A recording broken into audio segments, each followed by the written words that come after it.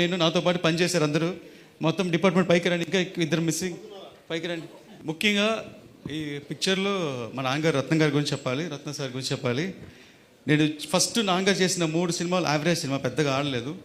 అప్పుడు నాకు ఇంట్రెస్ట్ ఉంటుంది సినిమా మీద కాదు, సినిమా అంటే ఒక టెన్షన్ అయిన పని అని. ఎప్పుడు ఇంటికి వచ్చినా సినిమా తీయొద్దు, మీరు సినిమా ప్రొఫెషన్ వదిలేసి వేరే సినిమా తీస్తా అనేవాడిని. అప్పుడు కర్తవ్యం ఒక సినిమా చేసి ఛాలెంజ్ చేశారు, ఈ సినిమా హిట్ కొడతానన్నారు.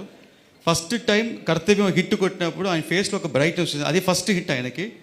ఆ ఫస్ట్ హిట్లో ఆయన ఫేస్లో వచ్చిన సంతోషం, బ్రైట్నెస్, దాని తర్వాత చాలా హిట్స్ ఇచ్చారు.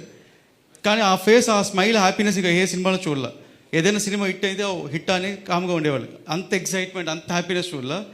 నిన్న నైట్ ఈ సినిమా ఫస్ట్ షో పడిన తర్వాత అంత హ్యాపీనెస్ నాన్నగారి ఫేస్లో చూశాను.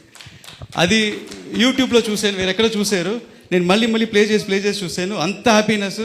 మళ్ళీ ఇది ఒక ఫస్ట్ సినిమా అనుకొని అంత హ్యాపీగా ఫీల్ అయ్యారు. అంటే ఇది ఎంత డ్రీమ్గా ఆయన మనసులో తెలుసు, ఇది ఎంత డ్రీమ్ ప్రాజెక్ట్ ఆయనకని.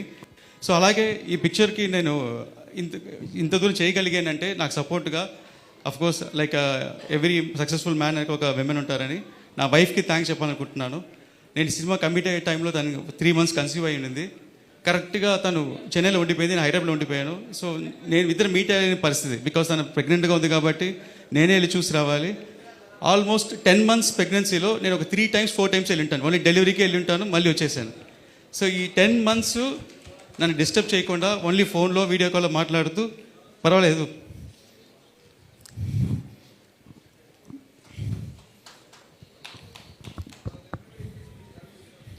ఈ పిక్చర్ ఇట్టు కొట్టిన అంటే అని చెప్పి సపోర్ట్ చేశారు. చాలా థ్యాంక్స్ ఐశ్వర్య. అలాగే మా మదర్ పేరు చెప్పాలనుకుంటున్న పద్మజ గారు. సినిమా 2 times పోస్ట్పోన్ అయింది. దాని తర్వాత పిలిచి వార్నింగ్ ఇచ్చారు, ఈ సినిమా రిలీజ్ అయ్యి హిట్ కొట్టకుండా ఇంటికి రాకొద్దని. సో ఇప్పుడు ధైర్యంగానే ఇంటికి వెళ్ళొచ్చు.